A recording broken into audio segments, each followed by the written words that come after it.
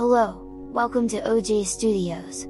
Please enjoy this week's chapter of What I Did This Weekend by Olivia Julius.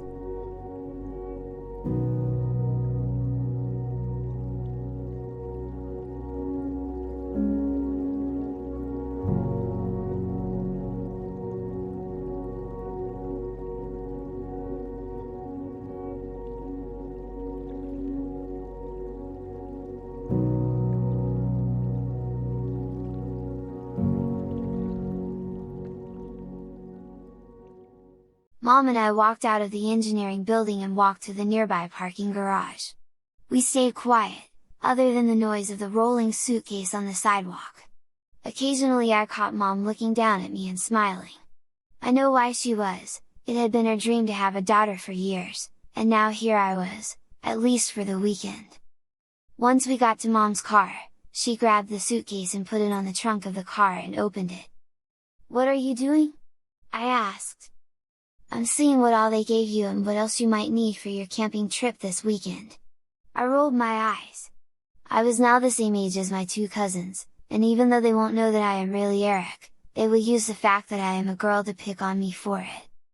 "It doesn't look like you have a swimsuit," Mom said. "So?" I asked, shrugging. "Well, sweetie, don't you want to go swimming on your trip?" I guess so," I replied, trying to hide my discomfort. The idea of wearing a swimsuit as Zoe felt strange and awkward. But I don't really know what kind to get. Mom smiled warmly and patted my shoulder. "Don't worry, we'll find something cute and comfortable for you." I rolled my eyes. "I don't want to be cute." We headed to the mall where Mom led me to a store that sold kids swimwear. As we stepped inside the store, the vibrant colors of bikinis and one-pieces assaulted my senses. My mom squeezed my hand gently, offering me a reassuring smile. "It'll be alright, sweetheart. We'll find something perfect for you," she said, her voice calm and comforting. I nodded, trying to muster up some courage as we started browsing through the racks. My eyes scanned over the array of swimwear options, each one more intimidating than the last. I could feel the eyes of the other shoppers on me, and I couldn't help but shrink back, feeling self-conscious under their scrutiny. And as we walked through the aisles, I couldn't help but feel out of place among all the frilly dresses and glittery accessories. Did the other shopper know that I wasn't really a girl? My mind kept racing as I looked around. Mom, on the other hand, seemed to be in her element, excitedly picking out various clothing items and holding them up for my approval. "What about this one, honey?" she asked, holding up a floral patterned swimsuit. I forced a smile and nodded, trying to act enthusiastic. "Sure, Mom! That looks great!" After what felt like an eternity of browsing and trying on different types of swimsuits, I reluctantly picked out a simple one-piece swimsuit in a neutral color. As we headed to the checkout, Mom noticed my hesitation and placed a comforting hand on my shoulder. "Are you okay, Zoe? You seem a little quiet." I took a deep breath and mustered up a smile. "Yeah, I'm okay, Mom. It's just different, you know?" Mom nodded understandingly. "I know, sweetie. But remember, this is just for a few days.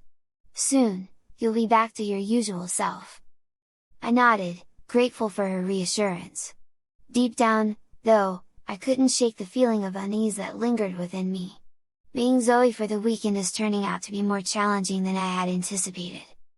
As we left the store and headed back to the car, I couldn't help but wonder what the weekend had in store for me. With each passing moment, the reality of my temporary transformation sank in deeper, and I knew that I would have to muster all the courage and strength I had to navigate this unfamiliar territory. Mom drove us back to my parents' house, and I walked in. Everything around me was bigger than I remember them being, but it wasn't just the size of the furniture that made me feel small.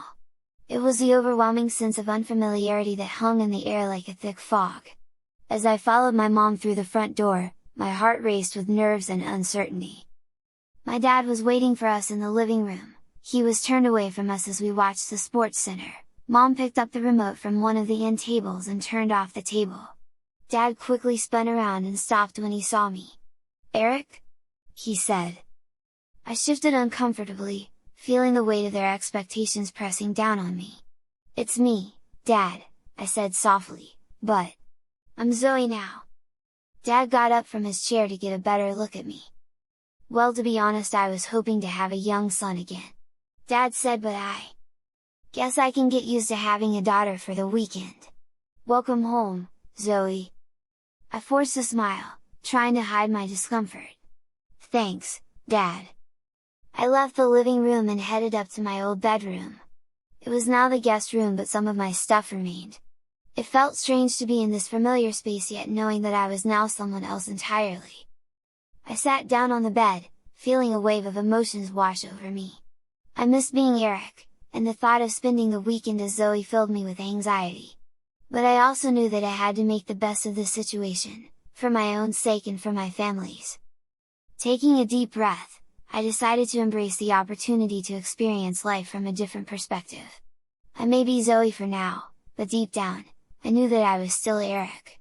And no matter what challenges lay ahead, I was determined to face them with courage and resilience.